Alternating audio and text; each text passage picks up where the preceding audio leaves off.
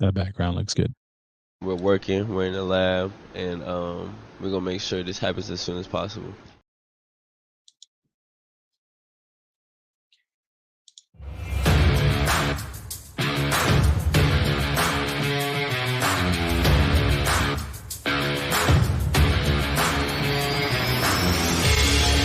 Welcome to an episode of the Sports Genes Into the Lab podcast, where sports analysts and experts dissect the latest news from the NBA and NFL, giving you a unique view on some of the hottest topics around your favorite teams. From the fresh field smells of the NFL to the hardwood courts of the NBA, and possibly your comfy couch for your fantasy football team. Let's see what kind of news the lab is working with today. Here's your host from the Sports Analytics headquarters in San Antonio, Texas, Ernest Silva.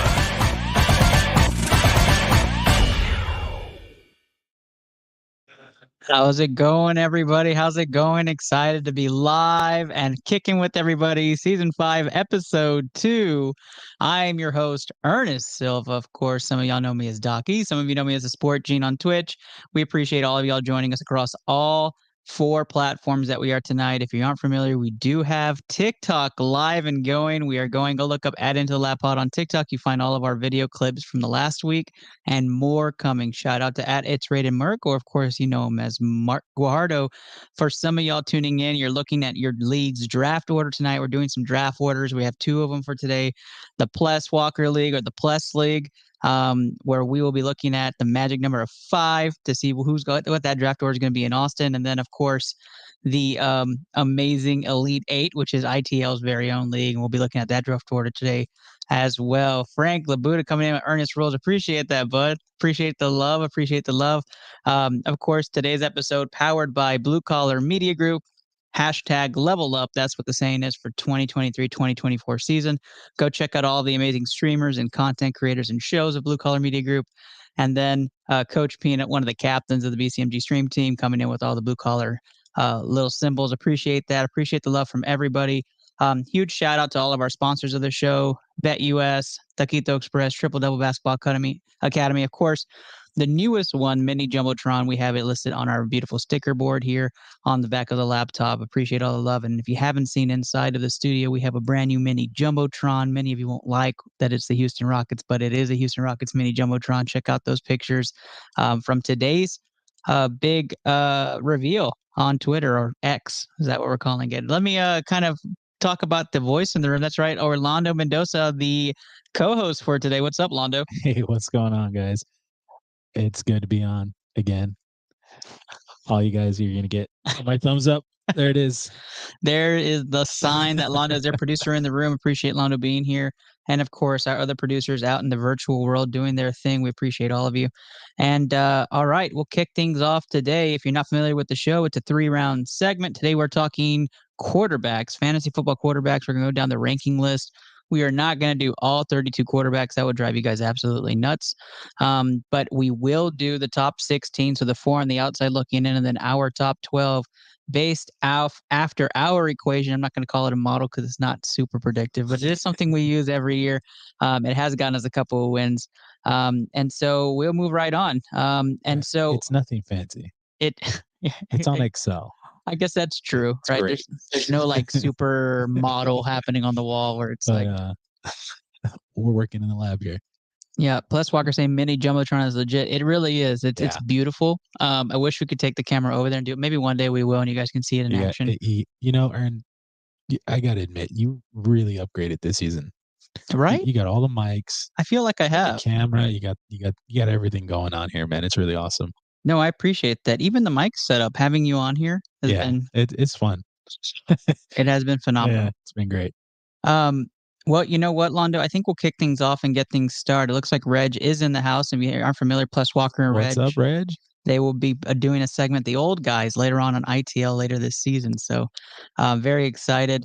Reg isn't a fan of the Rockets, or at least some of the Rockets players, so I can understand that. And And Coach, you'd be surprised who number 1 is. It's not who you think it is. So you're gonna have to tune in for that.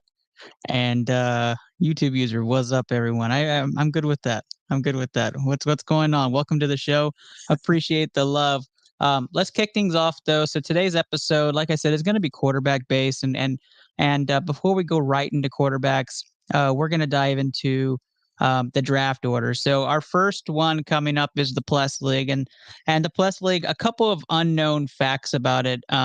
Or if you're not familiar with them, it's a league that we actually compete in. It's in Austin. We actually did it in Vegas last year, which was phenomenal. Oh, nice. I recommend a Vegas draft for everybody. We actually did 2 drafts over there because we got a deal to go to Sapphires, which I forget who took the ring for that. I think that was Chris Lampkin that took the ring for that. That ring was legit. But a little bit about the Plus League. So the Plus League has been around since 1994. So before all of us were playing fantasy football, and they were doing it out of the Houston Chronicle. Yeah. Honestly, it's called a travel destination league. We did it in Vegas last year. We usually do it in Austin. We rent out the weekend and we have a really good time, just kind of dissecting each other's rosters and talking a whole bunch of mess to each other. From last season, Adam and the commissioner, Plus, or if it's Chris Borak, they're co-champs because someone died on the field. So that's the whole thing. Oh, wow. Yeah, they call themselves co-champs. Everybody hates it, especially Fosh. Is one of the owners of the league. They absolutely don't take that. You might know, I think you know Christian, don't you know Christian Bettis? He's part of that league. He's back-to-back Bob's winner. So the Bob's is basically the last place. And so he's won that trophy back-to-back years. So he's been the worst in the league. Would I be considered the Bob's winner in our league? Yes, you're absolutely the Bob's winner of our league. Yeah, the Dirty Dozen, which is okay. You know, every there has to be last place in every single one. Fosh says that it was tied for second place. I get it. I get it. Coach Pina says Watson. Yeah, no, probably not. And then he said I started in 1990. Yeah, so that's pretty awesome. I wish we could have people come on here who had like really old school leagues and see what that paperwork looks like. Maybe Borak, if you have some, would love to see it. Yeah, that'd be fun. I would like to know how they did that. I mean, paper, pen, chalkboard. Well, it's a ton of tracking, right? Like you gotta go find the stats in the newspaper and then put those stats and make them into the league. Dang. And then compare who's teams, and that's commitment, man. We can't even do this properly. I know. So exactly. I mean, that's nuts. Kudos for those guys doing it in the 90s. Way to go, man. Way to keep it going. Yeah, exactly. And so also, I'm letting everybody kind of trickle in. I appreciate everybody joining ITL tonight again on the show. Ernest Silva, your host, here with producer and co-host for today, Orlando Mendoza. He's on the side here. He might stick his thumb out and say hi, but maybe not. And Coach Mina says, had to do the stats with newspaper. I know that's crazy. Dang, that's awesome. That is commitment, though. Heck yeah. And plus, I'm repping the Space City jersey. That is correct. Good eye. I do have the Space City jersey. You know, I want to talk some Astros today and revel in the amazing day everybody had yesterday. That's in part of the Astro world. Yeah, I saw that in our Twitter chat.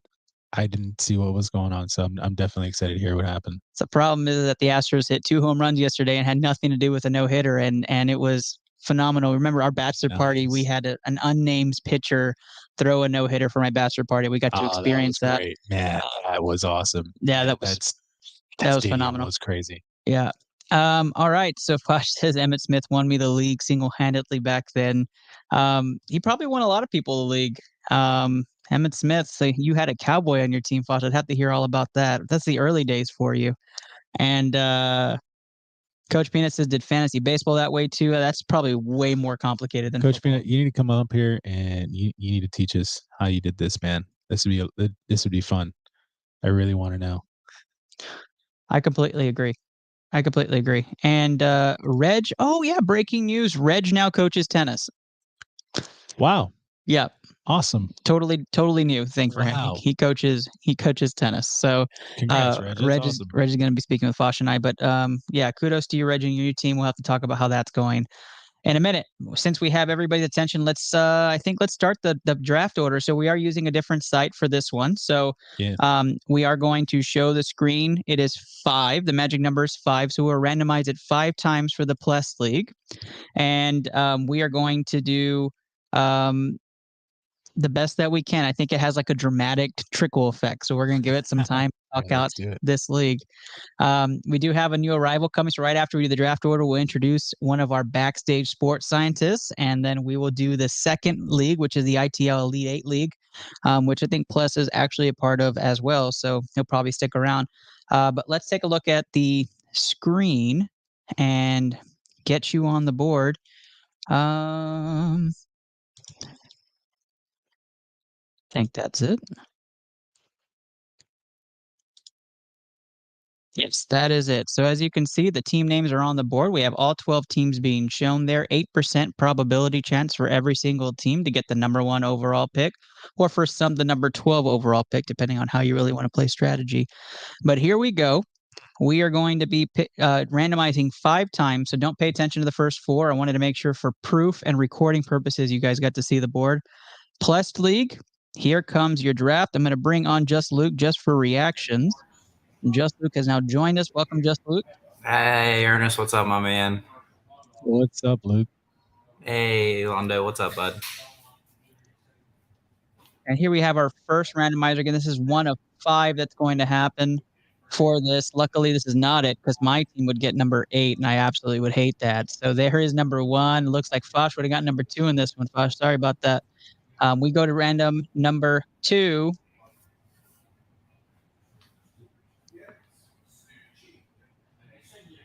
So number 2 is actually Christian's team. That would be Vinegar Strokes. Reg would have gotten the first one on here. I would have gotten the third one. Wouldn't have been upset with that. And Stickers would have picked last, but she would have actually probably bombed that pick. So that's probably for good measure. Here comes number 3. While this comes up, I absolutely love this league. And if you're not in a league that does draft in person and has like everybody having their own stuff in front of them, absolutely encourage. It's way better than some online drafts that, everybody's just kind of doing auto pick. Yeah. On this one, Fosh would have gotten first. I would have gotten third again. I wouldn't be upset with that. Christian would have come in last. I mean, we've tried few in-person drafts. It's a lot of fun. It is, and it gets difficult because so many people, live outside of the city. Yeah. We have people in the Valley and Houston and Austin. Mm-hmm. So yeah. Here's number 4. The next one is the official Plus League order that we're going to be going through. Thank goodness this is not it for my team. Would have been number 8. 3 or 8, apparently. I just hope it goes 3. All right, so here is the official number 5. If you're part of the Plus League, appreciate you guys tuning in. Stick around, listen to some fantasy quarterbacks if you want. If not, number 6 for Christian, that would have been good. Yeah, maybe. Not really for me. Here we go. The Plus League official draft order is here. Congratulations to those who win. Congratulations to those who won't show up for the draft. Here we go. Number 1 overall pick is Adam. Adam and Fosh right back to back at 1 and 2. I get number 4. Bob's at 3. Stickers gets 5. His dad gets 6. Derek gets 7. And then we have Chris at 10, and Christian gets number 12. And surprisingly, he loves number 12. So good for you. That's like his favorite spot. So he's going to enjoy that. Reg at number 11. Congratulations to everybody except for Adam. Adam gets number 1 overall pick. You lucky dog. I can see why you like 12. You get 2 picks back to back. That's right. That makes sense. Yeah. That's right. Yeah. Now Bob's is absolutely going to be poaching players left and right from me, but that's okay. I'm looking forward to this draft a lot. Chris, let me know in the comments when you snapshot this, or if you want me to do it. Then we will move on to the next league. And then we'll go from there. But the Plus League, very big choices at 1 and 2. Those are huge choices. Do you go running back? Do you go wide receiver? I guess you'd have to watch this show to know where we would go. And then most people would be choosing a certain wide receiver at that spot. But I expect. What would you start with? Probably go Dak Prescott number 1. So Adam, if you really wanted to choose a Dak is your guy. What's up, Luke? Unreal. Taking it back. Come on. Yeah. You agree with Dak Prescott number 1 overall? Yeah, if it's a league that's plus interceptions. Oh, wow. Oh, wow. Shots fired. You just got here, man. I know. Had to. You're spicy today. I guess YouTube user is Gil. Gil, welcome to the show, man. I appreciate you tuning in. Yep. Chicago Mafia number 9. Appreciate you. It looks like they've got it. So we are going to stop the sharing of that league order. Luke, appreciate you being here. Of course, you're part of the absolutely, next brother. process too. Yep, Luke, if you get the first pick. We are in the cigar lounge right now, fellas. Ooh, that looks behind nice. No way, nice. at the cigar lounge right now. We're watching the Marshall and Heartfire semifinal for the basketball tournament going on right now. Yes. I have that on in the Jumbotron, actually. Yep. It's on Marshall's commercial playing for right us. now. They're down 60 to 48, I do believe. So obviously West Virginia got ran out by Marshall, and Marshall's actually been pretty good this year. So, but yeah, just living the life down at the cigar lounge, down here with my brothers, a couple guys in the lounge, smoking some nice cigars, just kind of relaxing for the day. It's not been too bad. Well, definitely say hi to your family. Let your brothers know we say hi. Yeah, absolutely. While you do that, let's go ahead and introduce the new ITL Fantasy League. It's it's called the Elite Eight. The draft order randomizer is just going to be one for its first year. So our first year, actually having this, it's a 2-quarterback league, and we are going to do the randomizer right now. Now I'm going to go over the teams. You are obviously in this league too, just Luke. So how do you feel about being part of a 2-quarterback league? I haven't done it in a very, very long time. So it'll be very interesting to see. I mean, I think there's a lot of dark horse quarterbacks out there that could get you through weeks. Not just where are the I'm at the lounge, plus. I'm at the lounge. I'm not in the cave. There's no pops here today. No pops here today. But I think there's a lot of dark horse ones that you could get a solidified number one, and then you could probably plug and play a lot of quarterbacks in the league to get you through bye weeks and stuff. So that it'll be weird, but it's different. I don't mind it. I would rather have 2 quarterbacks and 1 running back compared to trying to scrap together running backs. That's very true. For some cases, for some quarterbacks, that's a running back by itself, right? So correct. You're just basically playing the same game. All right, then. All right, here we go. We have our 8 teams here. So let me run down who are the ITL members that are competing in this league. We have our team, the Silva Surfers. Team Cordova, you might know that from Davis Cordova, joined the Elite Eight. Longhorns Rock is Frank Labuda, which is from Let's Just Be Frank, our new Vegas segment that's going to be happening here on ITL. Plus Walker, you've heard him a couple of times on this show already. He is going to be part of the old guys that are going to be our debate show, our debate segment for this show, and he is part of this league. ITL GOAT is none other than Kenny Cotterill, of course, who calls himself the ITL GOAT. Team Reisner is the man you haven't seen, but every once in a blue moon here on the show. But Team Reisner is the general, Steve Reisner, and then Coop DeVille is our new recruiter for ITL. That's right, Squid Cooper. He'll be on here, and you'll meet him a couple of times this season, but he mostly does stuff behind the scenes like Mark. And then JPP's Finger Bangers is the man on camera with me here, just Luke, making his appearance in the ITL League. Here we go. We're going to randomize this draft order. We're going to capture it. This is how we're going to do it. 1, 2, 3. Here we go. Good luck to everybody part of the ITL Elite Eight. Run it. And as that processes itself, 12.5% chance to get the number 1 pick. I'd like for it to just stay in this order, and I would be perfectly fine with it. Oh, Steve gets number 1. Oh, I get number 2. I'm not bad. I'm not upset with that. I'm not upset with that. Steve probably goes Mac Jones number 1 anyways. There we go. You're right in the middle, just Luke. I hate that pick, man, so much. Oh, that's a tough pick. That's a tough pick. I'm gonna capture that. Congratulations to Steve, the General Reisner, gets number 1 overall pick. I'm at 2, Chris at 3. Nice. Davis 4, Luke unfortunately at 5, Frank Labuda at number 6, and then Squid and Kenny at 8. I think Kenny loves that turnaround pick. So just like Christian, he is part of this and loves that little group where you have that turnaround at the end. Congrats to everybody. Good, though. He would be. Yeah, he would put that on there. Wait, who's the ITL GOAT? Kenny Cotterill, of course. Of course. Londo back in the producers. It's obviously it's Ashley Garcia, obviously. You know, is she ever going to come back on? The world may never know. I hope. The world may never know. I'm so excited. Again, really, really glad that leagues are using us to do these. A reason why we do these draft orders is because we actually sponsor these drafts. So ITL will be a part of not only the Austin League, but also the Houston Auction League. And then this one, and we'll be sponsoring with door prizes and gift prizes. And as you select players, sometimes you trip a wire and all of a sudden you're getting a signed Darren Waller jersey, or you're getting a signed Tyron Smith jersey. And you just never know what it's going to be. And so we enjoy being at these drafts and getting those photo ops with people and just making people's days. So That's awesome. Yeah, absolutely. Absolutely. So that takes us into our main part of the show. And to do that, we're going to run over our BCMG stream team to go into round one. Round one will be featuring some of the top headlines, and then going into what we consider the bottom tier of quarterbacks. We're going to do a run through of that and then do the top 16. Luke, I expect massive reactions from you as we go through absolutely. them, but absolutely. I am very excited.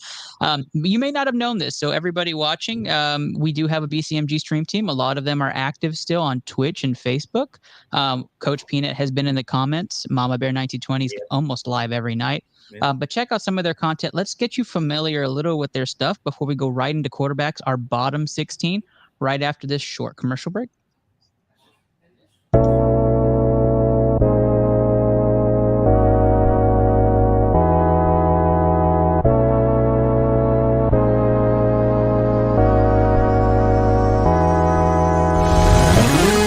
Jill going down the hill, gonna go fetch Jack in his little pill. Jack feeling down and that's pretty bad. Let's go. Oh, yo, clip that headshot. No! A pistol. What the Okay, that didn't count. Woo, let's go, baby, clutch it up. Yeah, I like it. What? No way. Did that precision just kill me? Let's go! Nice, Papa! Papa with the clutch kill at the end. Let's go. Oh, I missed. That was fast. Got him. Nice. Man, I'm going to go steal their shit. That is definitely green. You're dumb and it's orange. We're both wrong, red.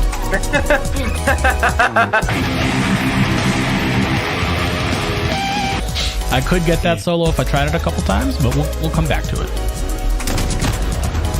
I'm fucking dick right now. Holy shit. Like, I fucking suck right now. Yeah, I can tell.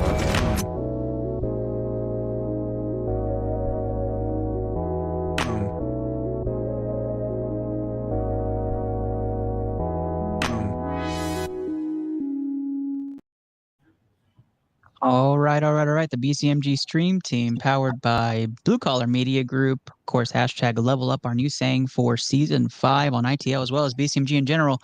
I am your host, Ernest Silva. We are starting round one with just Luke and co-producer on the mic, Orlando Mendoza. Boys, we are going to start things off here with the top headlines that should be blowing up your phone.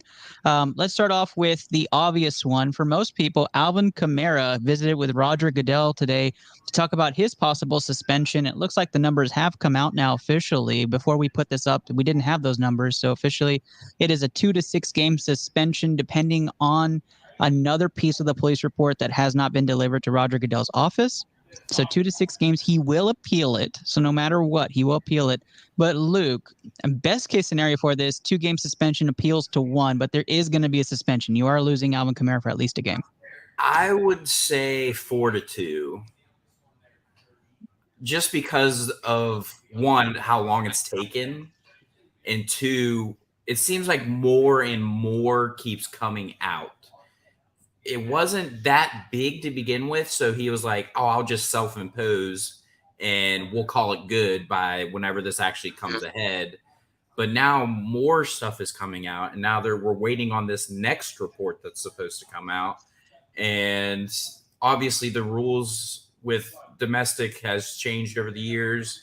They've redone the sexual abuse and domestic violence policy again this year. So I feel like he would rather come out at 4 and then probably end up with 2. Yeah, I'm thinking if you're Roger Goodell's office, you kind of just slap that on there and get him a 2-game suspension done after he appeals, and you make him serve something, right? If it goes any lower than 4, it's a 1-game suspension. I don't think that does anything. No, and I think I understand why 2 to 6. I get that range. I don't see 5 or 6. I don't. No. Not with how long. I really don't like the self-imposing because it's bullshit. If you're going to take your punishment, take your punishment. But that's what the league's going to bite on. They'll be like, well, he's done all this stuff outside of the game and, blah, blah, blah, blah, blah. So we'll slap him with 4. PA will come in and get it down to 1 or 2 with time served. Adam Fish in the last Plus Walker draft league, he likes to draft Alvin Kamara quite a bit. He actually likes to spend money on him in auction. So, Adam, now that you know that Alvin Kamara is no longer suspended, you can breathe easy. You can pick him up again this year. Nobody will challenge you. But yes, Alvin Kamara probably serving a 2-game suspension this year, unfortunately. But you know that he's being drafted around the 7th round. So if you're looking at a quality pick that's down there that you think won't be impacted too much by the recent choices by the Saints, Alvin Kamara is there for you. Let's move on to some bigger news out of the AFC North, which is our poll discussion today, the AFC North.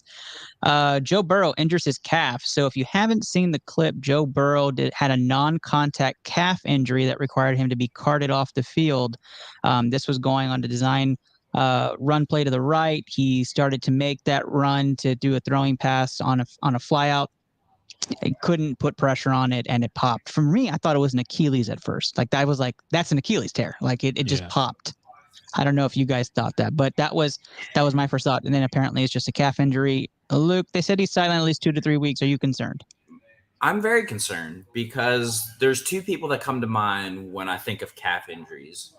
One is Aaron Rodgers, obviously. He is probably one of the most famous quarterbacks that have dealt with calf injuries over the years. It's either he could be up for a week and be good, or he'd be out the rest of the year. There's no in between. And then the other one, obviously you mentioned Achilles, is Kevin Durant. They thought it was calf, and turned out he tore his Achilles completely in half. So this is a very, very tricky injury right now for Cincinnati because that leg holds their entire Super Bowl fortune in their hands. Obviously, he wasn't playing it down in the preseason. Wasn't playing it down. Let's cut that out. That's not a storyline. He wasn't going to play it down anyways.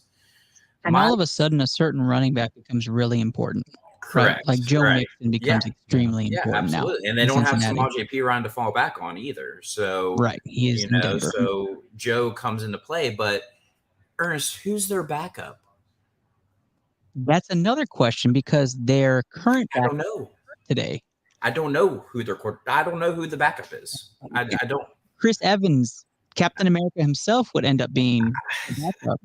I just. It's a good pick. There is a lot riding on this, and they cannot afford to get it wrong.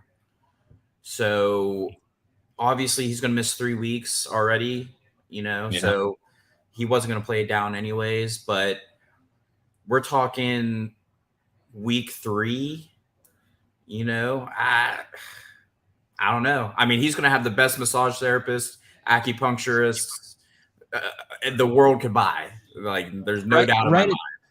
Right advice. Probably the wrong division to make that comment, Correct. but that's okay. I should have started with acupuncture first, and then massage therapist. Threw it in there. Speaking of Cleveland, I'm just kidding. That's not our next headline. Yeah.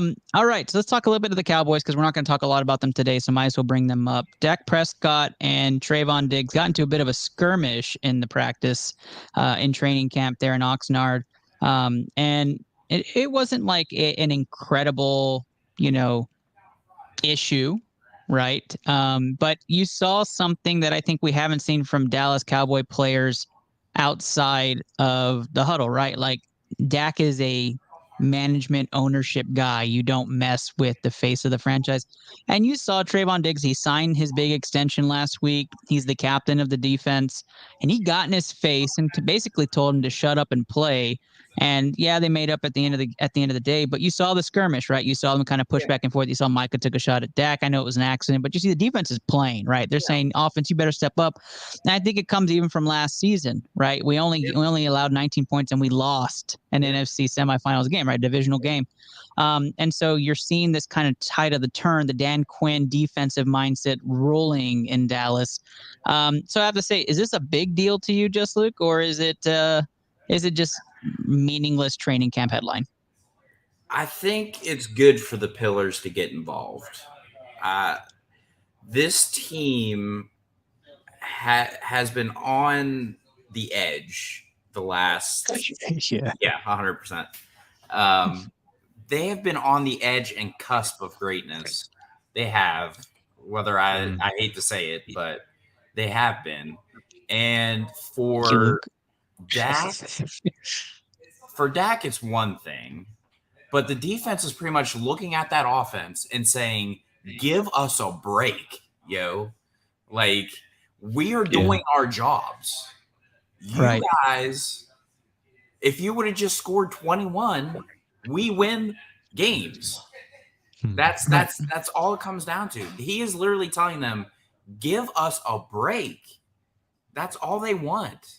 And I don't like Brian Schottenheimer. I don't. He doesn't do anything for me. Mike McCarthy taking over the play calls. I didn't like it. I didn't like him in Green Bay. You know what I mean? Like, that's true. Tony Pollard's role went from this to this really quickly, and there's not really great backup for him. So can he handle the load that's going to be upon him now? You know, there's a lot of question marks, and no Zach Martin is a huge issue as well. Yeah, so I think you hit on a couple of things, right? Number one, the offense needs to fit Dak, and where you're not putting all of the decision making in Dak's hands because he couldn't handle it, right? You took away players, you took away stars, and injuries happen. It's football, right? You should be able to adapt. He couldn't, right?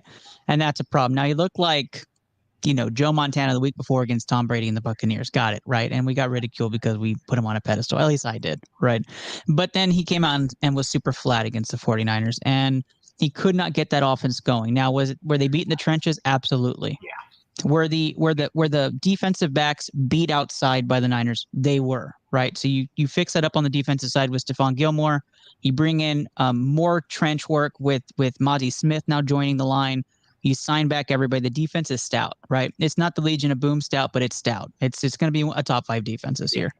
So can Dak do enough on the offensive end and lead a team with who knows who's going to start in the backfield if Tony Pollard's not ready? Deuce Vaughn, maybe. Like that. I mean, Ronald Jones being suspended, it's Deuce Vaughn or Zeke coming back, who knows, right? And can Dak lead that offense and do what he needs to do?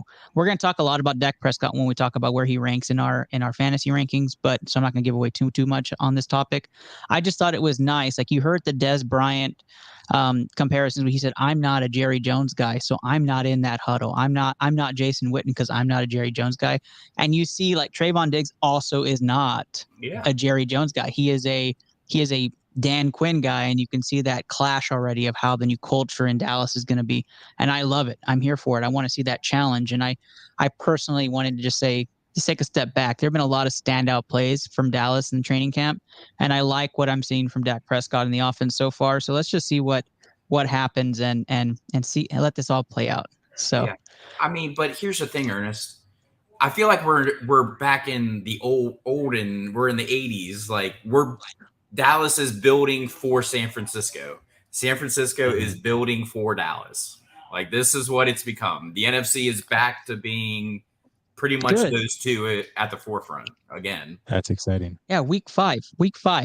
I mean, circle it, right? Niners, Cowboys, week 5. They all hate each other. They're talking shit on social media. There's a lot of bad blood back and forth. Yeah. Everybody has that game. So that's going to be the game of the week on this show. It's I'm already calling, unless there's like a ton of injuries, which, knock on wood, none of that is happening, right? Like, that's not happening. But that's going to be the game to watch. And so we'll move on to our quarterback list and talk a little bit about those that are not making the analysis first. So if you're here to listen to see if your favorite quarterback's going to get talked about, let's kind of dissect these first ones, right? And and talk about the bottom. I think it's 16, but we have 17 on there. I'm going to talk a little bit about the values you can find on these guys. And as I go through this list, Luke has never heard of this list, so he's not privy to this before the show. So we're getting a general reaction. Londo doesn't know either. Londo knows about one because he's watching the quarterback series, and so we talked about Kirk Cousins, but that's a whole different conversation.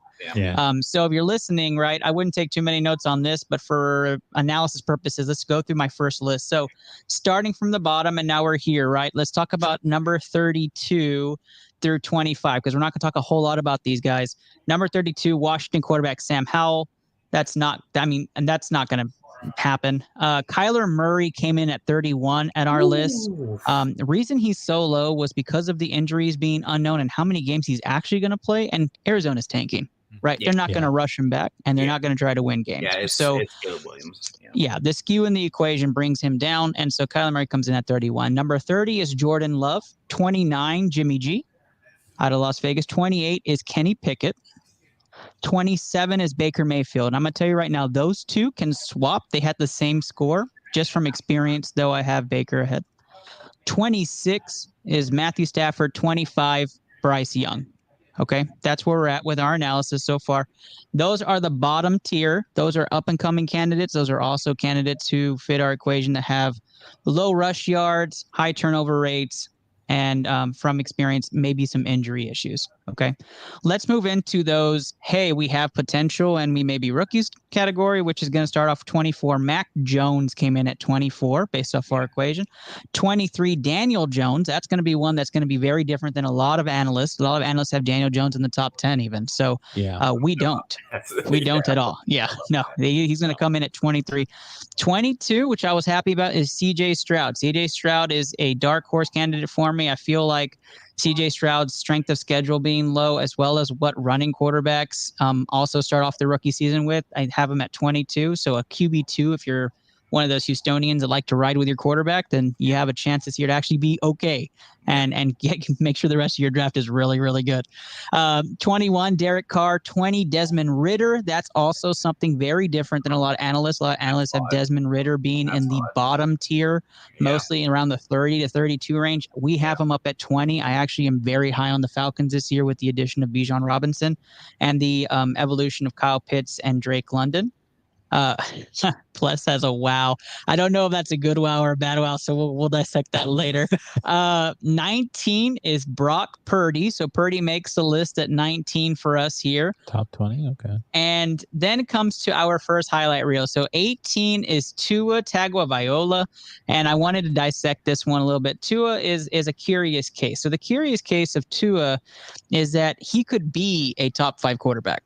Like Tua could make this list with projections and be a top 5 quarterback with the amount of talent he has in the room. He could absolutely be. You have Tyreek Hill, you have Jalen Waddle, you have a backfield that's mixed in. It's like a slew of individuals, but Dalvin Cook may be on his way there, and that speaks a lot to who Tua is, right? So if Tua returns to form, blocked by Armstead, he should, right? Then Tua will end up being a top 5 quarterback. Their strength of schedule is actually decent this year. It ranks in the top 10 for being easiest. So I like what Miami can do. Their defense is stout. Obviously the loss of Jalen Ramsey is going to hurt a little bit to start the year. But again, Miami's schedule is not terrible. And I think if they didn't have Aaron Rodgers in the division, I'd be trying to talk them up to win the division. But with Aaron Rodgers and Josh Allen in that division, Miami's probably coming in third. I mean, that's a whole different episode. But I like what Tua brings to the table. I like his mechanics a lot better than I did a couple years ago.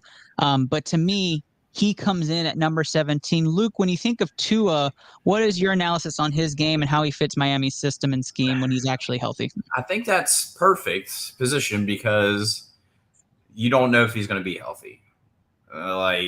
He could be a top 5. He could be a bottom half. So right now in the preseason, that's a good spot for him. It is. And I'm not a big fan of Mike McDaniel. Not really have been, not when he was in San Francisco, not really so far in his tenure down there. Yeah, I kind of figured that probably was coming. But that's fair. Tua has the most upside in that division. If that defense can put it together, now Jalen Ramsey getting hurt, does obviously hurt them. But I mean, the New England Patriots aren't New England Patriots of old. The Buffalo Bills do have holes as well. To me, if the defense is hurting, then that means you have to score more no matter what, right? So you're going to rely on Tua's arm. My issue with Tua is the injury piece. You could draft him like he's a top 5 quarterback. You could get a value pick for him, right? Like people are grabbing him as the 92 overall. They're grabbing him as the 11th best quarterback right now. Okay, that's great. To me, that's a reach. You let him fall because you don't know if he's going to play 2 games or if he's going to play all 17. Yep. And that to me, and I was one of those last year. I was all on Tua, and then all the injury scares happen, and he is going to be the most watched quarterback for injuries too. Like if anything happens to him, the league is on him. And that's the other thing with Waddle and Tyreek. Like you can draft them straight on talent. They could be combination top 10 wide receivers when he's in the lineup. Because Skylar Thompson ain't getting those numbers. You know what I mean? Like those backups ain't getting those numbers. Exactly. Now, I want to go back. Let's switch gears here. Ernest Silva here with the Into the Lab podcast, co-producer and host. Orlando Mendoza on the mic as well. If you're listening, appreciate y'all's definitely wonderful audienceship. But let's go back to Pelez's worry, right? Ritter, what the fuck, right? So I get that. Like that's an easy reaction. Yeah. You're like Desmond Ritter. Why? My thing is there's so much talent there, and he still uses his legs because he's young. That from a fantasy perspective, take the visualization out of it. From a fantasy perspective, he's in a very bad division. The Saints, the Bucks, and the Panthers are all going to be terrible, and they are too. But from the best of the worst, we used to call it the NFC least forever, right? And used to say play Cowboys or play Eagles because the rest of the division is terrible. It's that kind of feeling for me on this, and I think there's a world, just like we talked about last week with the Bears. There's a world where the Falcons come out of this division, and Bijan goes for 1,500. Desmond's throwing for 25 and running for 1,000 himself. There's a world where this happens, and I think that's why he's ranked lower, but he's not at the bottom feeder like most. I'll tell you now. I know we're gonna do a segment on the South, but mark my words today, there will be a tie in that division, and the winner of that division is going to be under 500. It's very possible. It's very possible. The NFC South does not look good in my projections. If anything, it could be somewhere 8 to 10 wins that wins the division, and I'm right there with you. Number 17 overall is Anthony Richardson. I'm not high on Anthony Richardson. He's not on my big boards anywhere. He does come out number 17 on this equation, on this ITL equation. Good luck if you're writing Anthony Richardson. That's probably going to be the only team that doesn't win a game this year.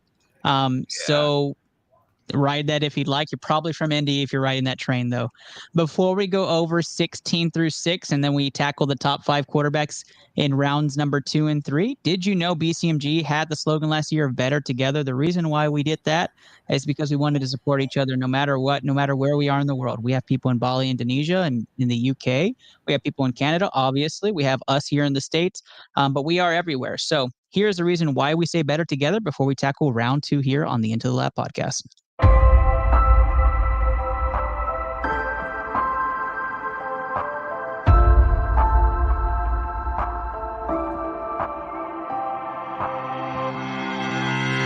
Happy Thursday, y'all. Happy Thursday. I'm your host, Andrew Kahn. This is the Boomtown Pod.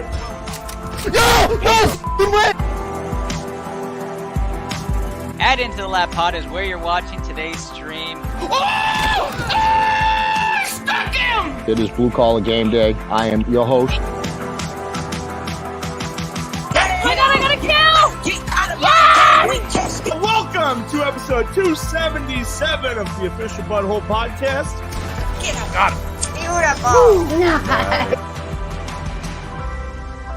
Better together. Better together. We're better together. Better together. Better together.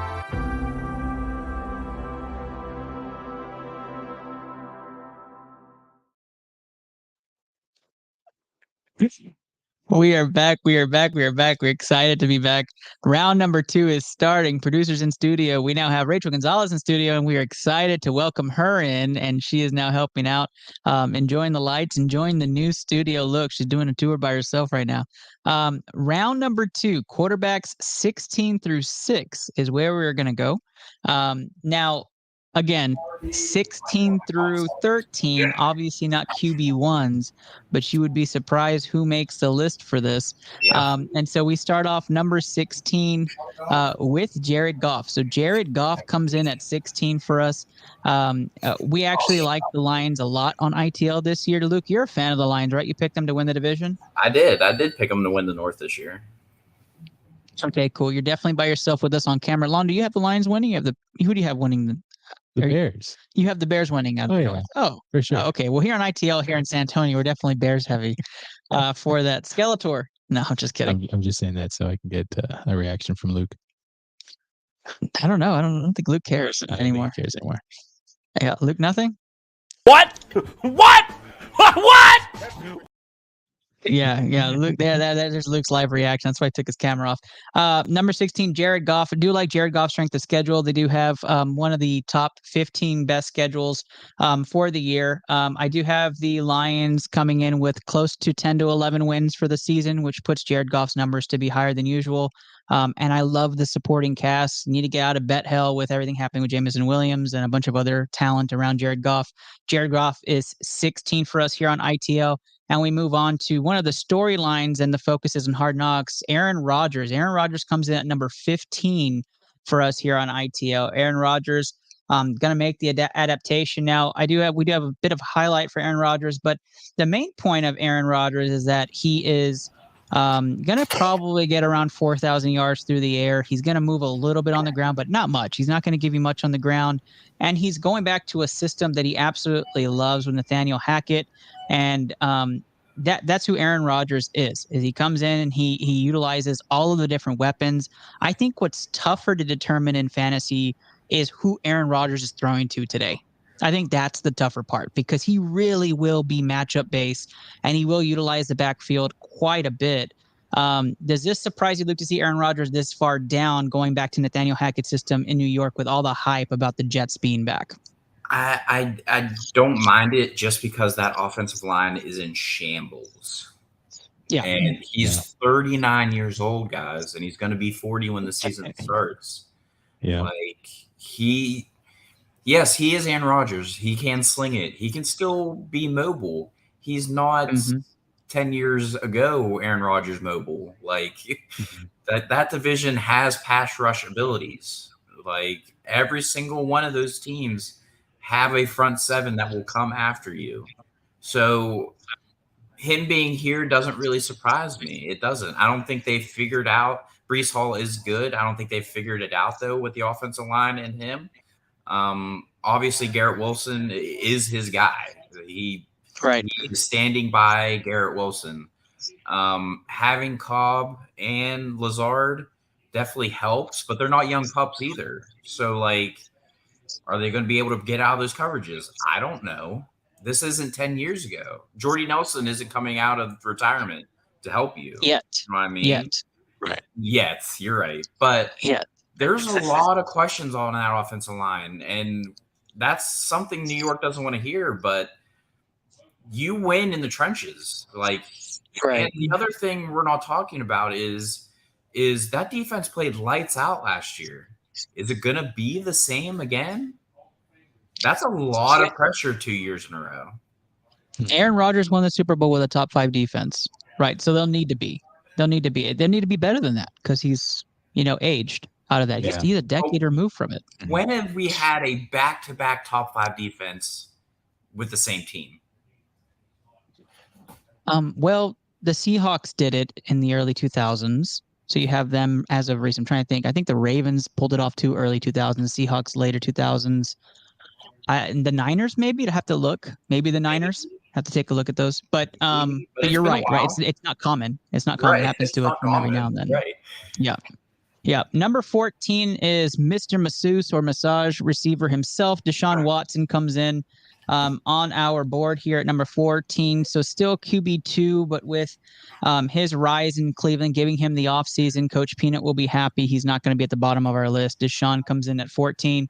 13's a shocker. It shocked me. Might shock the heck out of Luke because he hasn't heard the name yet. He's going to be like, what the heck? It is Ryan Tannehill. Ryan Tannehill comes in at 13 on this list. Projections have him low. We have him at 3,000 pass yards.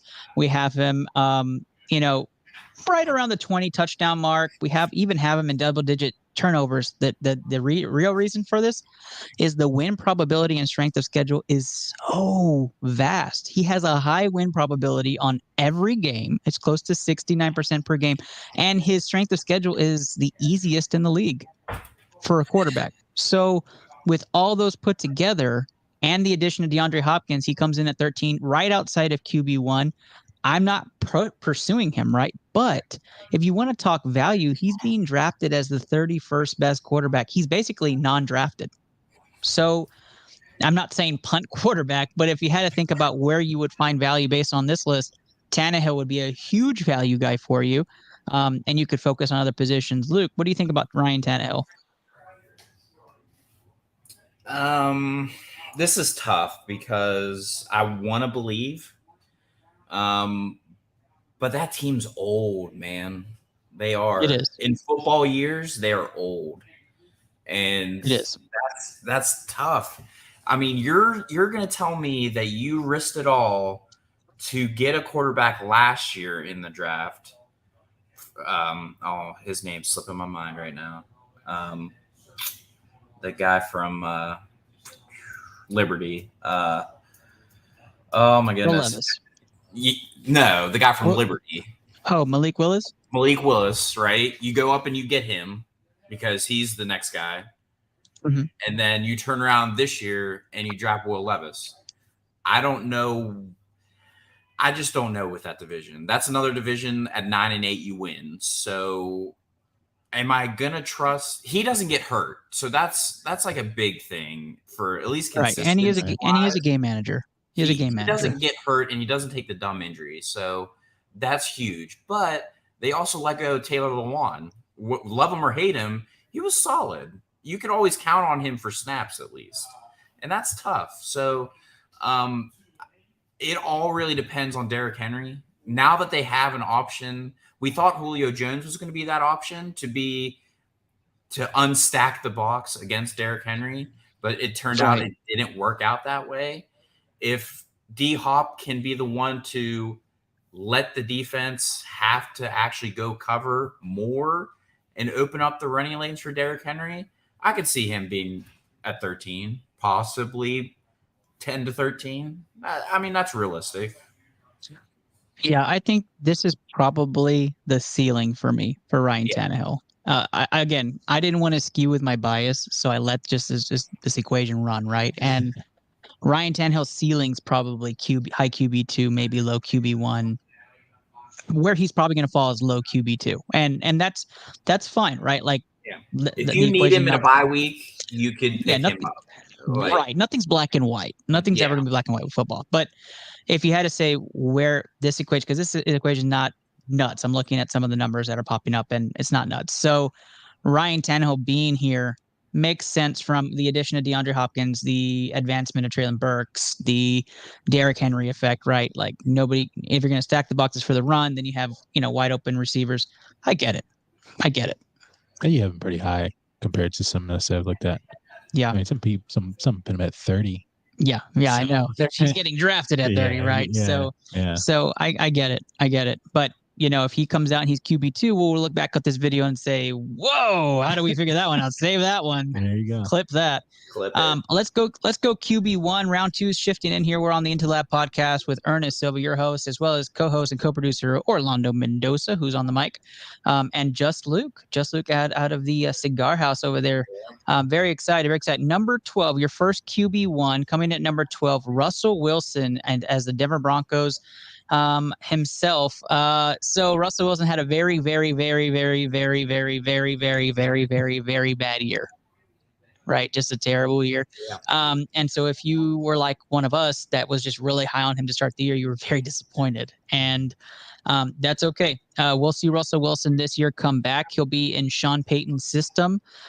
He will not be catered to, as we've heard from the recent back and forth between Nathaniel Hackett and Sean Payton. We will see a revitalized offense. Cortland Sutton, Jerry Jeudy. Some worries, right? Tim Patrick, season-ending injury. He's out. He was having all this rant and rave. They got rid of KJ Hamler. He was released. So who steps up for Denver next is going to be an interesting story. Javonte Williams playing or not, that's also another story. So will they rely on Russell Wilson's legs and arm more? That's probably where this comes out for why he's so high. And then Samaje Perine being added to this mix. He's always been a reliable candidate out of the backfield for Denver. So Russell Wilson, QB1. I'm just taking a look at the strength of schedule. So he does have a favorable schedule. It's right. It's in the top 15. So probably where we're leaning here. He's in a tough division. So I think outside the division must be just a little bit easier. Luke, Russell Wilson for you does what for you? I think that's a perfect spot for him. The turnovers are going to come way down. So that's a very good positive on that end.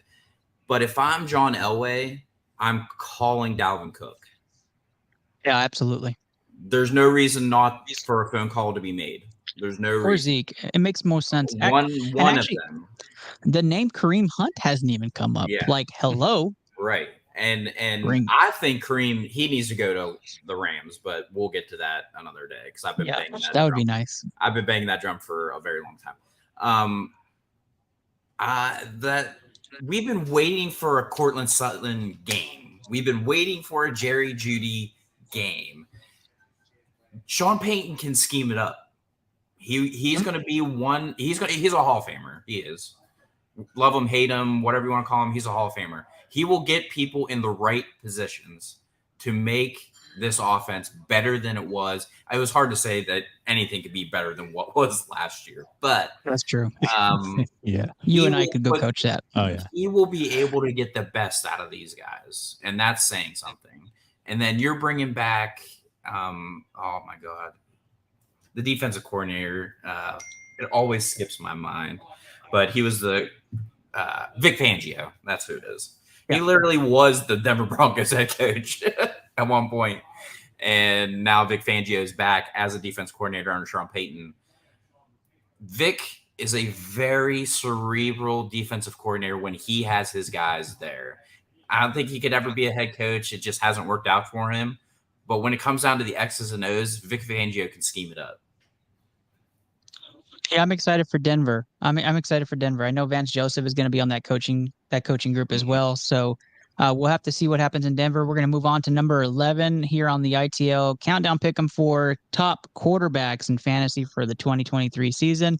Number 11 is Geno Smith. So Geno Smith, just kind of the swap seas there between Seattle and Denver. Geno Smith won a lot of leagues last year for people, undrafted for most people, and then he gets picked up and he kind of led you to an MVP season, top 6 finish.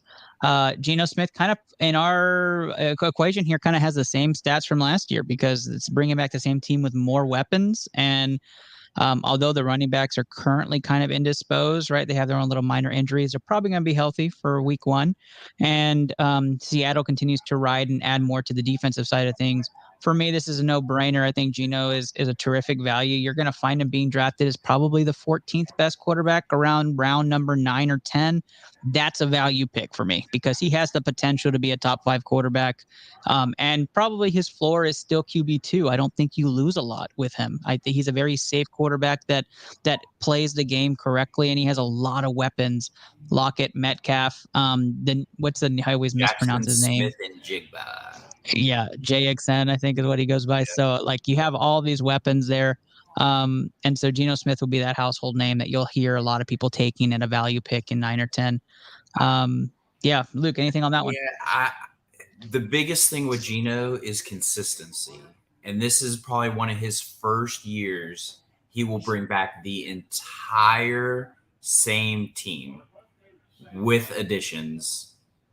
And that's huge for Geno Smith. That's what he needs. That's what he needed the most was consistency. Consistency in the lineup, consistency from head coach to GM, and they finally have that after a very long time. You mentioned all the weapons, and we didn't even mention Noah Fant. Sorry, I was trying to think of his name and I couldn't get it out. He could be a top 5 tight end in the league. He can be a dangerous tight end, especially in that offense when you have a Metcalf and Jackson Smith and Jigba in the slot, and then you're talking Tyler Lockett, and you're not even mentioning Tyler Lockett. You know what I mean? So that division he's in, it's besides the San Francisco 49ers, the rest of it's bad. So you can get there's at least wild card in there. Yeah, I agree. Seahawks are definitely top 7 team for me in the NFC. But we will move on to probably the most talked about quarterback so far on our list. It's going to be talked about. Number 10 is Dak Prescott. So Dak Prescott comes in at number 10. That's not a shocker to a lot. Similar to Geno Smith, the Cowboys' strength of schedule is very difficult, just like the Seahawks is. So it's going to take some good games, close games for Dak Prescott and the offense to win.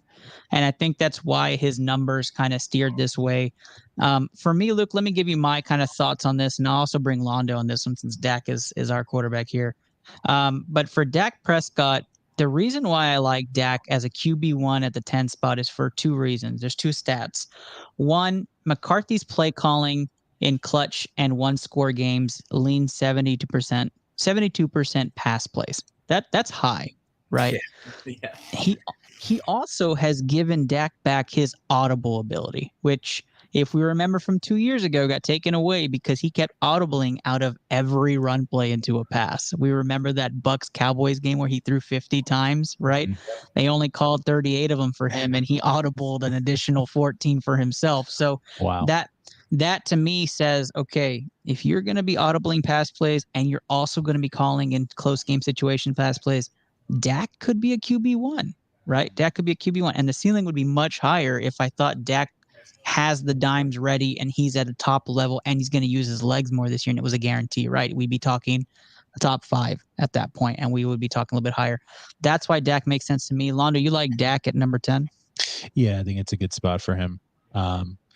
He has shown, for us as a fan, he's shown some really good things that he can do for the team. But, as of late, it just seems as though, for me, losing a little faith. But I can definitely see him coming back and really making use of, his new wide receiver he's got, along with his, this new O-line that we got some new guys on there. So I really feel like this year he's going to take advantage of what he's got, despite the things that are going on in the practice field, training camp. But, if anything, when y'all were talking about that, I think it kind of shows that the intensity has definitely gone up for the team.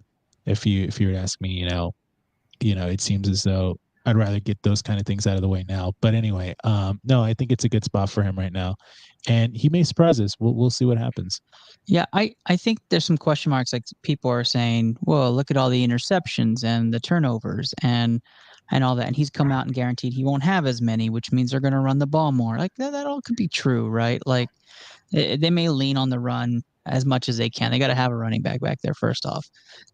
But for me, that just means there's more trust in what Dak can do on the field, especially in those situations. And if he's geared in and ready, then I'm going to put my chips in him because I'm going to use the leader card. He seems to be a leader in the room, and everybody seems to love him in Dallas. Yeah. Luke, what are your thoughts? My concern is they play too conservative. That is my concern. True. And obviously there's a lot of talk about running the ball more. I'm for it. Tony Pollard can be the guy to tote the load. He can be, and he's proven that both ways, in the pass and in the run. So you do have that going for you. I don't want Dak to be playing conservative. There's a point in time where Kellen Moore was throwing way too much, and then there's points where he wasn't running, or he was running way too much. There was way too much left or right. I think Brian Schottenheimer will figure it out. I think he could it needs to be a better split is my issue with the offense. Now, my other concern is when you view all of the highlights, you obviously see Dalton Schultz, and he doesn't have Dalton Schultz anymore. Yeah, Jake Ferguson's going to have to step up. That is it. That for a quarterback, their tight end is their best friend, and the league has always proven that. And that's tough. I understand he got paid, and congrats, he got the bag, man. Like, he got paid, but that is a huge hole that no one talks about. Is that he was the security blanket for Dak, and now it's not there anymore. Yeah, I completely agree. So he's leaned on tight end quite a bit. He's had transition tight ends, right? Like we all forget about Blake Jarwin. That was his number one tight end 2 years ago. Then all of a sudden, Dalton Schultz came because of injury. Now Jake Ferguson comes in because of contract and free agency, whatever. Before that's Jason Witten. Everybody knows Jason Witten. Before that was Martellus Bennett, right? Like we have these tight ends kind of come in, come out, whatever. So it's going to be interesting. I'm not going to stay on the Dak Prescott topic too long, but I do think he is going to be a QB1 this year. Whether he's going to be 12 or he's going to be 1, it's going to depend on how great he is this year and how Mike McCarthy calls the plays for him.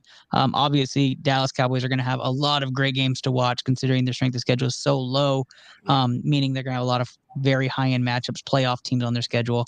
Let's move on to number 9.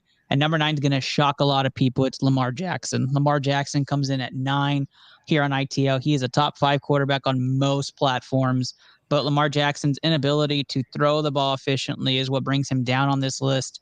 Also, he is not a high-volume touchdown quarterback. He does a lot of touchdowns on the ground, which is where he gets his point values from, but through the air, he does not. And he's never had a 20-plus touchdown air touchdown season in his career. So depending how he comes back from the injury/contract year that he had last year to this year, we're going to have to see if that impacts him whatsoever. But if he is not as reliant or he teeters back anything on the ground, you will not see him be a top 5 quarterback. It's just not in the cards. So that's why Lamar Jackson comes in at number 9 for us here on ITL. Really, really love the additions, though, that they did through the draft and OBJ. I think that helps.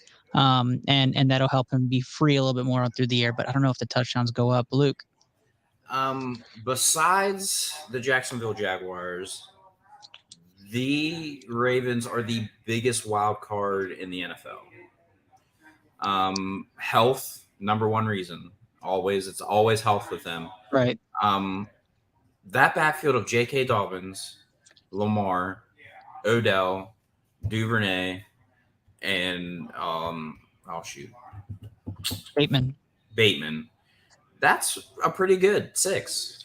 And I've heard Zay Flowers is faster than all of them. Zay in. Like, that's a pretty good 6. And then that defense has never had a down year. Like, down year is low 15s. Like, that's I don't know if you said Mark Andrews, but him too. Yeah, and Mark Andrews.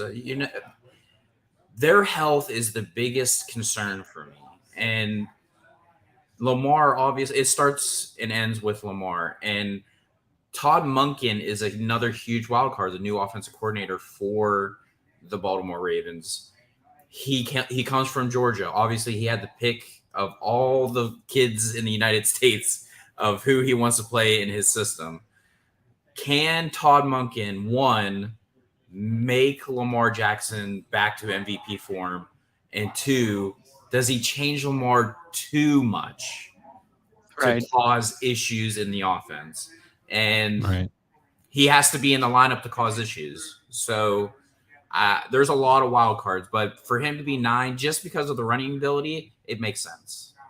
Yeah, that was a big hit for me. I mean, compared to some lists, you kind of have him low. Some people have him at 4, top 5. Yeah, I know. And I think I can't argue with them. I can't argue with them. Yeah. If he stays healthy, if that whole room is just in a bubble, he's absolutely a top 5 quarterback every year. Oh, we'll put him out there. Boys. There's always a big if for all these. We'll move on. We'll move on for time purposes. We're going to keep on going. Kirk Cousins comes in at number 8. Kirk Cousins is your number 8. He's currently being drafted as the 12th best quarterback. We all know what you get with Kirk Cousins. You get safe. You get lots of air yards. You get no running yards. But I think from the strength of schedule purposes, the division being a little bit weaker on the defensive side of things, there are going to be a lot of high point games. Kirk Cousins comes in at number 8. This is probably the best value pick you could have in the top 10. Reason being, he's getting picked as the 12th best quarterback, which means you're probably finding him in the 11th, 12th round in some leagues. And that's a huge pick, right? If you can wait and pick all your positions and maybe even your defense or kicker and then grab Kirk Cousins, you might have a solid team and a chance to break out. For me, this would be the ceiling for Kirk also. If you're going to lean this way, I don't think he's going to finish top 8 personally. But if you followed this and you did and you end up getting a value out of it, Kirk Cousins is there. We won't dissect Kirk Cousins. We usually do. I like to go ahead and dissect number 7, though. Trevor Lawrence comes in at number 7. And this is, nobody go crazy here, but Trevor Lawrence is my crazy could finish QB1 pick of the year. Yeah. Like Trevor Lawrence has the wheels. He has the air miles. He has the cannon. He has Calvin Ridley now. He has Evan Ingram. He has a slew of weapons. The offensive line got stacked up this offseason, and the defense is great. Yeah. That shows me you're going to be a division contender. It shows me you're going to be a conference contender. It shows me you're invested in this team. The Jaguars go from laughing stock to contender status, in my opinion, in 5 years, and you have this quarterback in Trevor Lawrence who's going to be another year into this system. And from the numbers, 4,300 yards through the air, almost 1,200 on the ground is what's projected, which is nuts. And then add in the touchdowns to that. Yeah, he has a slightly higher rate for turnovers, but that counteracts with all the points you get from the scores. Luke, Trevor Lawrence being QB1, I might be buying that. I'm not saying you're crazy because his biggest thing is that division. That division's awful. I mean, you're going to be bad. I have them at 11 wins this year.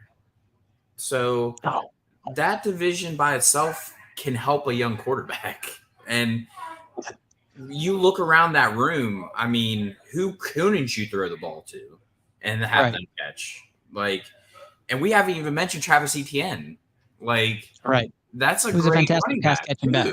And I've never been a fan of Doug Peterson. I mean, he got it done in the Super Bowl. That's all that matters. But you can see what a competent NFL coach can do, Urban Meyer. Like, he took that team from an absolute shamble and got them to the playoffs and pushed to the brink and should have won that game. Could have won that game in the playoffs. So, T-Law at 7, I'm completely okay with it. Absolutely. And this is the Interlap podcast hosted by Ernest Silva, co-host, co-producer on the mic, Orlando Mendoza, and just Luke joining us from his cigar palace. I'm just going to keep making up names over and over and over again. And here we go. Our final 16-6 pick here is Jalen Hurts. Jalen Hurts gets the 6th spot for ITL.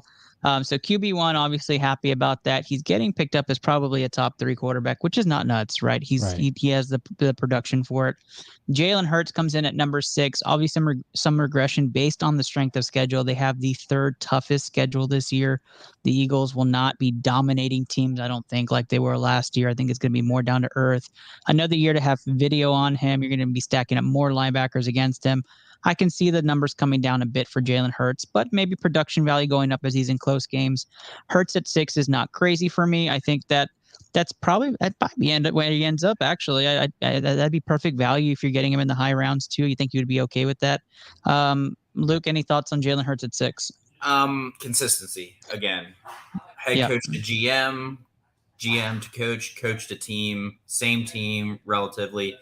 My question is the defensive side of the ball. They are very young on the defensive side of the ball. So there's a lot of questions to be answered for them. But on the quarterback side, consistency, that's fine. For me, 5, 6, and 7, they could all switch. Because I'm imagining Jay Herbs is 5. We're going to have to talk about that in just a second. That's in round 3 before we get ahead of ourselves. Did you know that there's a team in Texas that's absolutely dominant? Bet you don't know who we're going to say. You're going to see them for about 41 seconds before we come back with round number 3. That's right.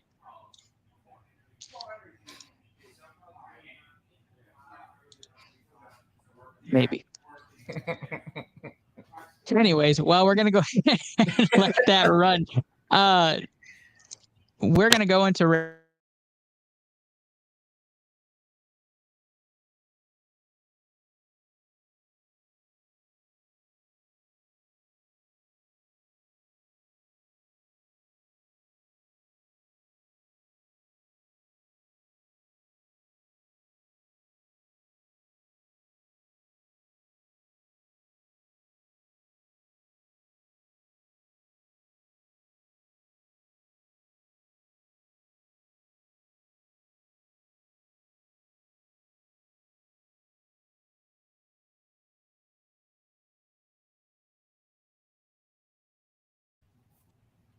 I just wanted to remind everybody that Space City is real.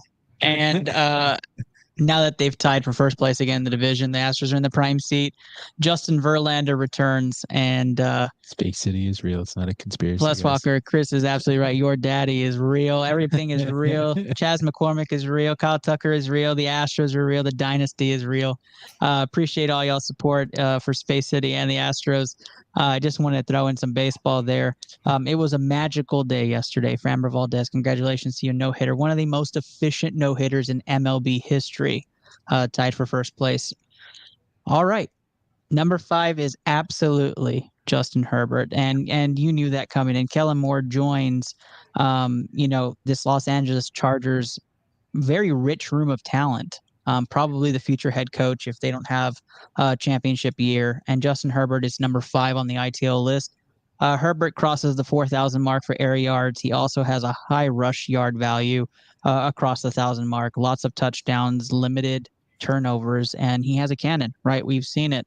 We know they score points. We know they're not clutch, but we know they score points. And for fantasy purposes, that's top 5 material.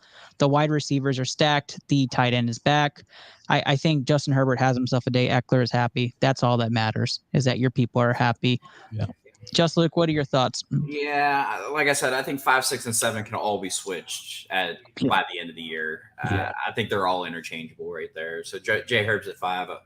I mean, I can't complain about it. His numbers are definitely going to go up with Kellen Moore being there. Now, people are drafting Justin Herbert as if he's the number 7. So you are going to get value if you grab him later. So you're probably finding him around the 6th round, which is okay, right? You get some value from that. But if you're going to wait on quarterback, I could wait longer. I could wait longer on that. Yeah. I don't think you need to reach for Herbert unless he's like you're in round 8 and he's still floating there. Because in some home leagues, people don't draft anybody outside your state, right? And he could be flirting there.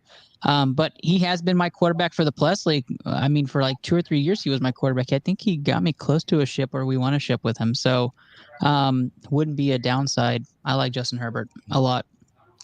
Number 4 was a bit surprising, but it's Joe Burrow. Now, the reason why it's surprising to me is because the injury was taken into account and the missing of 2 or 3 games. He still came in at number 4.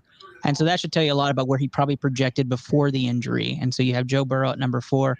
We've talked about him already. We're not going to reopen that. But Joe Burrow with all the weapons, Jamar Chase, T. Higgins, Tyler Boyd, everybody returns. Joe Mixon still there. Obviously, he utilizes the tight ends well. Defense in Cincinnati has been great as well for their current run and structure, their Super Bowl runs. Launder or Luke, I don't know if you guys want to add anything, but Joe Burrow to me is just a surefire top 5 quarterback. No, I think there's nothing really more to say on Joe Burrow. I don't think the clip's going to come until number 2, but we'll talk about that in a second. Number 3 is Josh Allen. Josh Allen comes in at number 3. And this might shock people because most people have Josh Allen as number 1. Some people have him as number 2. Nobody on this world has him as number 3. But we here at IT are going to make a stab at this and say there is some regression. And the turmoil or offseason turmoil is going to cause some means to come back to that regression here. And Josh Allen comes to earth a little bit, especially with the division being a little bit more talented and the possibility of him playing against more talented defenses, not only in his division, but the matchups in the outside the division. Josh Allen, to me, even with the addition of Dalton Kincaid, I think losing Singletary is going to hurt more than he thinks. Like Singletary is one of those out of the backfield surefire things. That's gone. Zach Moss breaks his arm, and that's a different team. Then you have James Cook, who's going to be that 3-down back for you, but we haven't seen it yet, right? So you're going to see what variables come out with that. And so, what are your thoughts, Luke, on Josh Allen at 3?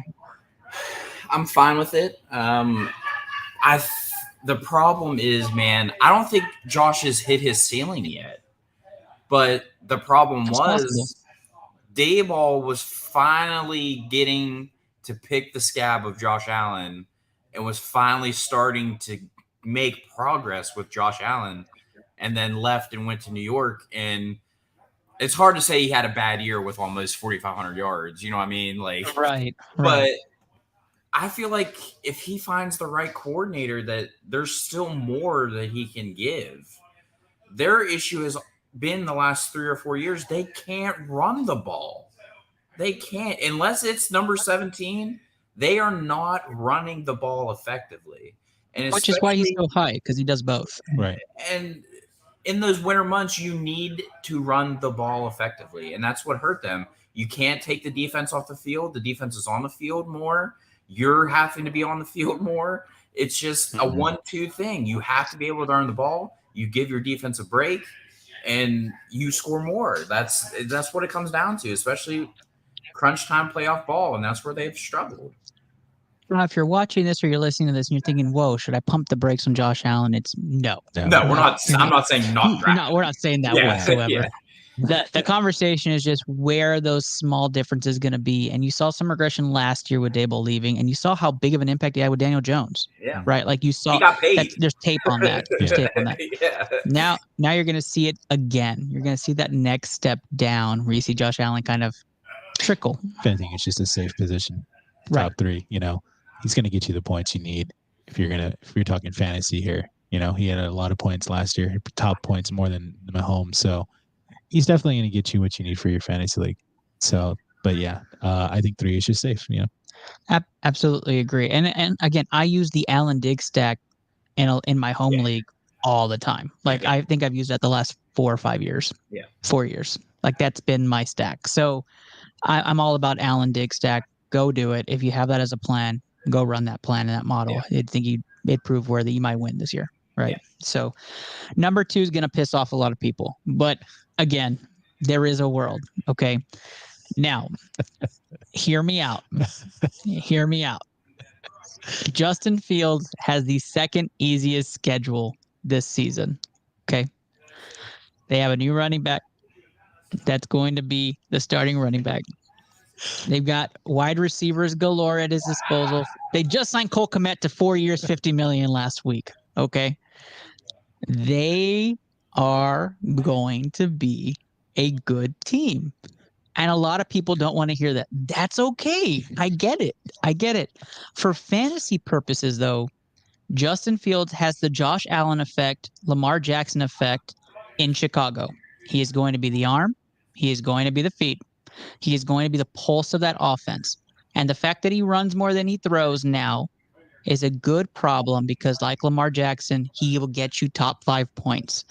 And there is a world where DJ Moore makes the passing game better for him. And they're excited about DJ Moore. Yeah. Darnell Mooney and Chase Claypool, which, Luke, I know you love him, and Cole Kmet, right? All those weapons take that next step. They work in the offense. I have Chicago higher than most. We were on this show last week. Everybody was mad at me. I get it. I have them higher than most. If that comes to realization, this equation makes sense. I did not have this equation last week when I made the argument. So this actually supports my argument on Justin Fields taking that next step. I don't know if this is guessing that, but from the strength of schedule, it still has him in double-digit interceptions. It still has him losing 7 fumbles. So, like, he's still a turnover machine on this equation. I got that, right? But he will have more touchdowns next year. He will have an easier strength of schedule. They play the Texans, the Cardinals. They play the Colts. They have the bottom 5 teams on their schedule. They are going to win games, and they have the Packers twice. Like, this is going to be somebody you can play 7 times next year and feel very confident he gets you 30 points. So with all that being said, Justin Fields for me on this equation for ITL comes in at number 2. He's getting drafted right now at number 4. So if you want to think of that as value, you could probably get him in the 4th or 5th round, have him be somebody like a Mahomes or Allen this type of season. If he does that, he's QB1. You can come thank the show at the end of the year that you probably won your championship. Luke Orlando, I'll let you guys get some words in. It's a bold strategy. Bold strategy. I'll just speak for some of those people. What do you think? It's definitely clickbait. It's clickbait. Definitely. For sure. You're not getting a clip off of me for it. So strictly fantasy-wise, the rushing yards saved my butt last year. There you go. There you go. I'm not gonna dog my boy. 2, it's a bit of a stretch, but the numbers, okay. They gave up 60 sacks last year, Ernest. 60 sacks. And it sure did. And they haven't done anything to fix it. So the rushing yards probably going to go up again. So if that's your thing, man, number 2, I can see it. Just sheer rush yards alone. I'm not high on DJ Moore. I'm not high on Chase Claypool. I don't know.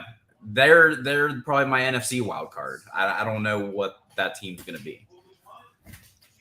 Like, are you saying they're your NFC wild card, like literally for the playoffs, or are you saying like they're just a wild card to look at? Just a general wild card in general, yes. He didn't say no. We got the elevator action in the background, looking like my Justin Fields stock. All right, so Justin Fields comes in number 2. No surprise on who number 1 is, but if Fields were to finish as QB1, Mark, you're gonna clip this. We're gonna run it around TikTok, date it, and let everybody know 2 weeks in a row I have pro Bears content, and that's bizarre. Yeah. Number 1 is Patrick Mahomes. Mahomie is now number 1 here. The ITL podcast, your host Ernest Silva, co-host, co-producer Orlando Mendoza on the mic, and just Luke joining us to talk quarterbacks. Number 1 overall, we're finally here. Number 1 quarterback is Patrick Mahomes for the season. They have projected 5,000 yards, 39 touchdowns, single-digit turnovers. That's bonkers. So Mahomes comes in at number 1. I don't think it shocks anybody on this, and we won't pick on it too much, but Mahomes is the offense. That is the engine that runs everything. The probably AFC runs through Kansas City. I don't think there's a debate on that. Luke Orlando, anything to add? Best offensive mind in football, and Andy Reid, best quarterback they have. I mean, it's hard to turn those two down. Yeah. That is the truth. That is true. That is the top 32 quarterback list for ITL. You can catch the full list if you become a Patreon member, part of ITL. You get all these lists and more on our website. bluecollarmg.com/intothelabpod is where you can find all of our episodes. TikTok, Twitter X. I'm not going to call it X until that's like super official. And then YouTube and Twitch. We're going to end today's show in round 3 with our poll debate. That is right, our Twitter X poll debate, the AFC North. This is the division that Luke follows. So Luke, lead the discussion on this. Who do you have winning the division? And then we'll check our poll to see where that lies. The Baltimore Ravens. Baltimore Ravens are Luke's pick. Londo, who do you have? Bengals. Londo's leaning Bengals. I also have the Ravens. I have the Ravens winning this division. And it is close, but with the injury to Burrow, I'm going to give them the edge. I do have them at the same win total for the division. So with the Burrow injury, it puts them under. So I'm taking the Ravens. I think it's closer than you think. I think that the Ravens are the more talented team.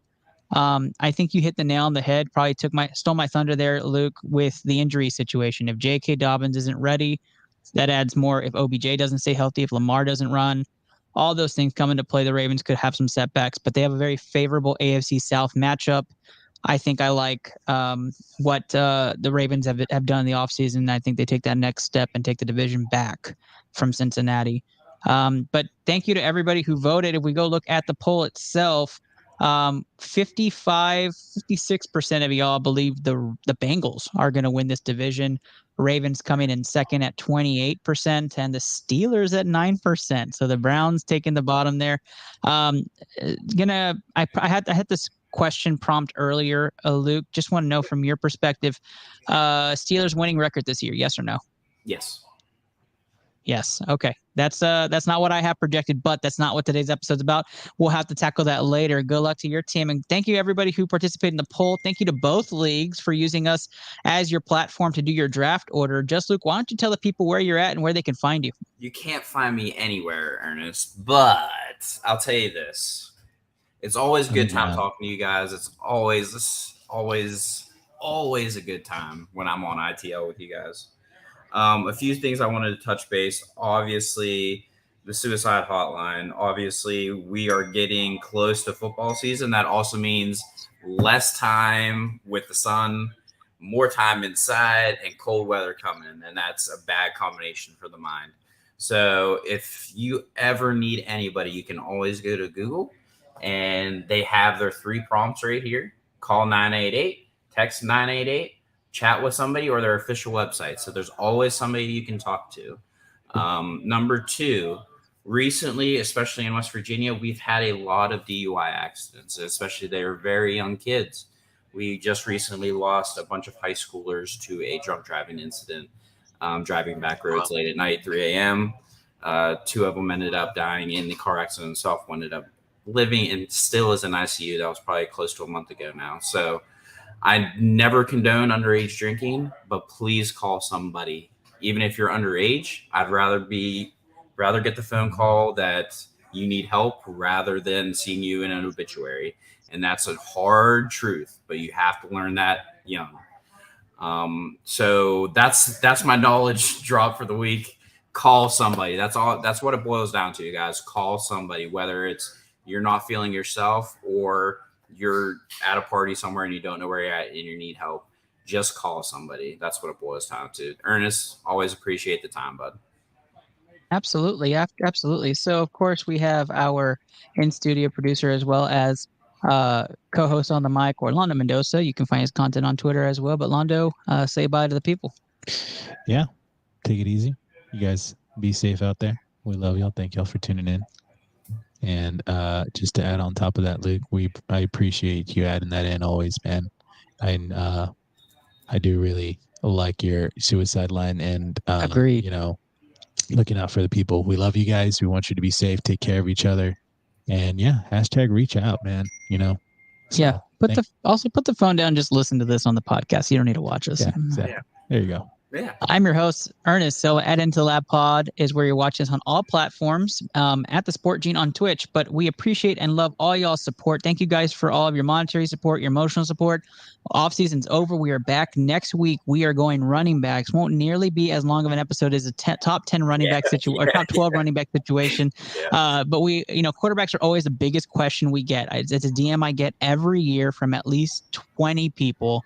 Hey, what do you think about this quarterback? Where's this quarterback? We want to watch a quarterback show. So we give it his due diligence. Longest show probably at the beginning of this season. We're probably going to have longer ones for Pick'em. But thank you guys for tuning in. Good luck to everybody's picks and training camp. And we have football tomorrow. So here we go. Let it all ride. Football starts tomorrow. We love all y'all. Be safe. And of course, good luck if your drafts are happening very early. Good luck this weekend with your fantasy football. Bye, guys. Get that thumbs up.